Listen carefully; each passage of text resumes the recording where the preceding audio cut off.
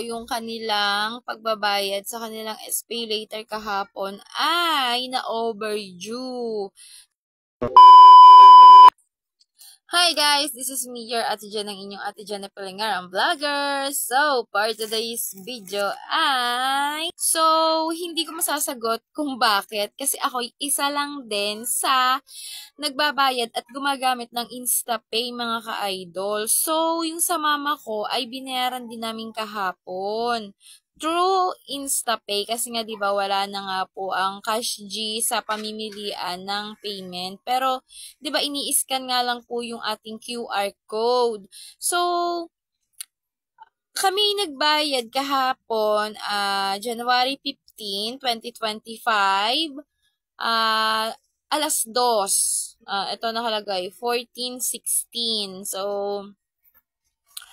okay naman.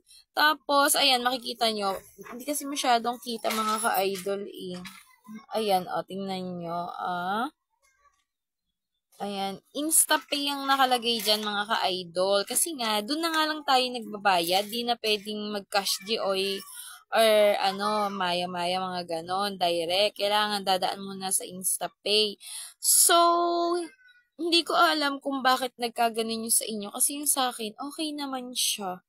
At nung January 5 din, nagbayad din ako, InstaPay. Gabi pa nga din ako nakapag-transact nun. Siguro mga 9 PM. Pero hindi naman ako na-overdue, mga idol.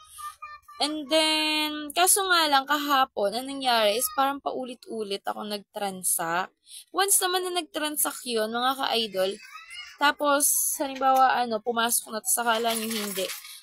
Naman siya, hindi naman siya yung idadadak ulit yung yung hulog. Kasi nga, syempre, kung ano lang yung huhulugan mong month, di yun lang yung ibabawas nila, 'di ba?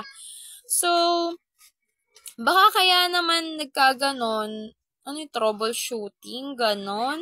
Kasi siguro sa sobrang dami ng may due date ng 15. Ayun, sa hipag ko kasi, mga ka-idol, nag-transact din siya umaga. Umaga siya nagbayad kasi nga, 'di ba, due date din niya kahapon. Ang inutang niya dun is washing machine, washing machine 'yon. Pero okay naman. Tapos eto nga mga ka-idol. So, 'di ba kapag nagbayad na tayo dun sa ating utang sa SPay later, tapos 'di ba nakapagbayad na tayo, may papasok agad yung pwede ulit nating utangin sa SPay later. 'Di ba? Ganun yung kagandahan sa SPay later eh. Kasi kapag nakabayad ka na, pwede kang umutang ulit. Ganon. Kahit sa S-loan mga ka-idol. So, gagawan ko ng bagong video yung sa S-loan kasi may S-loan kami. So, paano nga ba ulit magbabayad sa S-loan? Ganun din. InstaPay din mga ka-idol. So, a-updatean ko kayo kasi sa 18 yung due date nun sa kapatid ko. Tingnan natin kung paano ipopost ko rin dito sa video na to. Pero mga ka-idol, hindi ko masasagot kung bakit nag-overdue yung inyo. Baka akala nyo kasi na-transact na pero hindi pa.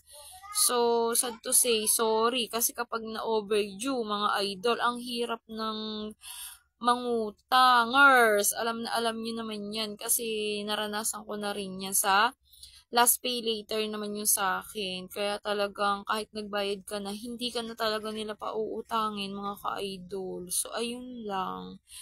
Thank you for watching!